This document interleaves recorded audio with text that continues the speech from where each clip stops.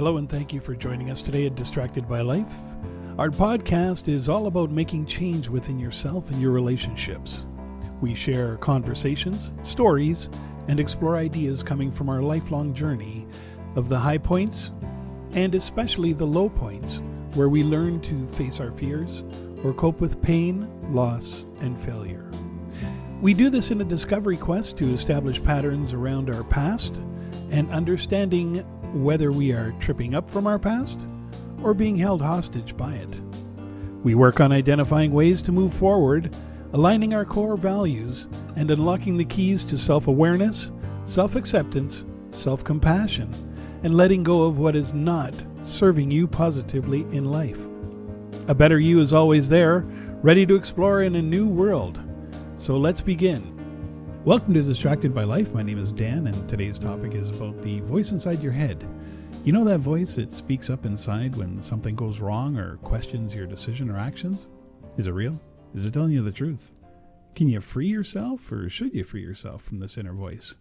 Those questions and more will soon be answered from our host, Amal. Hello and welcome, Amal.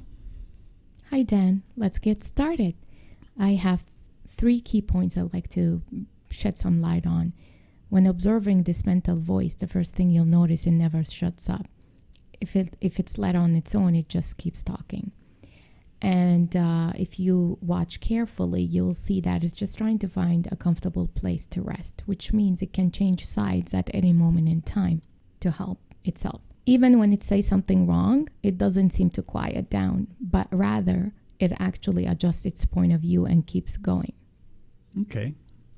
I think I got that so far. So how do you cope or minimize just how loud this inner voice can get? Because I've had it pretty loud in my head. Well, you have to take a step back, view it objectively. And to do that, there are a few things you need to consider. You just need to view the voice as someone else talking in there to you. It doesn't matter what it says, whether positive, negative, or spiritual. It all sounds the same because it's just a voice that talks inside your head. And to distance yourself from it is by stop differentiating what it says. Also, if you're willing to be objective and watch all your thoughts, you will notice that most of them have no relevance or effect on anyone else but yourself. And they simply making you feel better or worse about what's going on now or what has gone in the past or what might go in the future. Eventually, you'll notice that the real cause of problems in life is not life itself, but the commotion that the mind makes about life that really causes the problem. And true spiritual growth is that realizing that you're not the voice of the mind, but the one that hears it. Okay. Then why does this inner voice exist at all? Well, the voice exists because there is a buildup of energy inside, and the way it releases that energy by talking. And so these built-up energy can be, if you view it objectively, it can be anything from nerves, fears, or desire-based energy, and they become increasingly active when this energy is built up inside. So, Amal, then is there maybe an example? Yeah, I could do that. As an example, I wanted to do a job transition recently, and I started applying for different jobs that were of interest to me. Something did work out, and it was worth pursuing. However, during that process, what I discovered was that the voice definitely was talking, and it wouldn't shut up, and it was at its highest because the build-up energy I had inside was the fear. And I did realize that I'm contemplating, obviously, because I wasn't feeling good. I wasn't all right inside. One day I would think about accept the job offer. The next day I would say, no, I'm going to decline the job offer. So the way I dealt with it, I took a step back. I reached out to my network of peers and colleagues, some of my mentors, and we kind of discussed things and we went through the pros and cons. The other thing that I like to do is that I was looking to make peace with the decision, whatever that decision may be. And so to me, it was basically getting in solitude with God and asking for a sign or anything that just helps me find peace with the decision. Because to me, this was the universe has spoken, the opportunity came, and I didn't want to close the door on that. And it wasn't about not making the decision.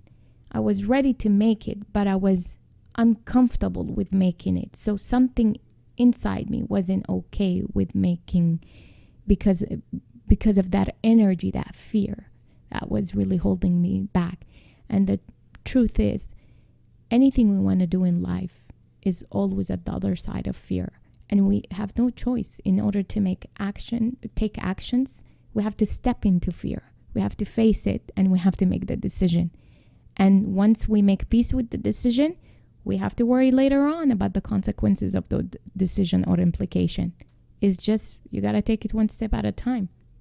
So when the energy builds up inside, you want to do something about it. And that's why the voice talks, to try to release that energy. So if I can clarify here, even when you're not upset, does this voice still talk to you? Yes. So even when you're not upset by something, it still talks to you. It's almost like it's narrating your life for you, correct? Correct, exactly how you describe it. Okay, so are there any other benefits to having this inner voice? Well, the benefit of having the inner voice is that mental voice it helps you feel more comfortable with the world around you. It makes you feel although that things are in control.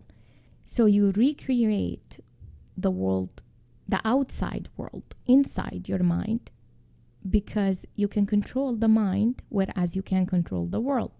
If there is something about the world that you don't like, that's why you mentally talk about it. You verbalize it, you judge it, you complain about it, and then you decide what to do about it. That's what makes you feel empowered. Basically, you recreate the outside world inside your mind, and then you live in your mind, because reality is too real for some of us. So we tamper it with the mind.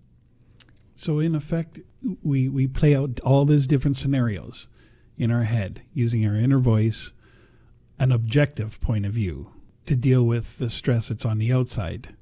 So we, rather than take action on the outside right away, knee-jerk reactions, stuff like that, we actually play it all through in our head first. Yes, exactly how you describe it. Couldn't put it better myself.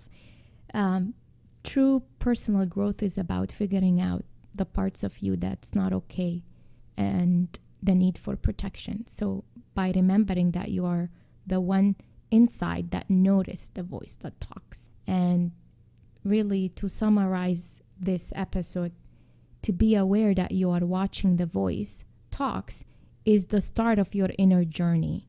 If used properly, the same mental voice that has been a source of worry, distraction, and nerves can become a launching ground for true spiritual awakening. As the author Michael Singer says in his book, The Untethered Soul, The Journey Beyond Yourself, come to know the one who watches the voice, and you will come to know one of the greatest mysteries of creation. That is all I have for today. Thank you everyone for joining us, and I hope you enjoyed this episode. Until next time, have a wonderful week. Thank you very much for joining us, to all those out there. At Distracted by Life, once again, Amal's book choice this episode is Michael Singer's The Untethered Soul, The Journey Beyond Yourself. This, of course, today is the first of many podcasts to come. With that said, stay tuned for our next episode, and from Amal and myself, thanks again, and talk with you soon.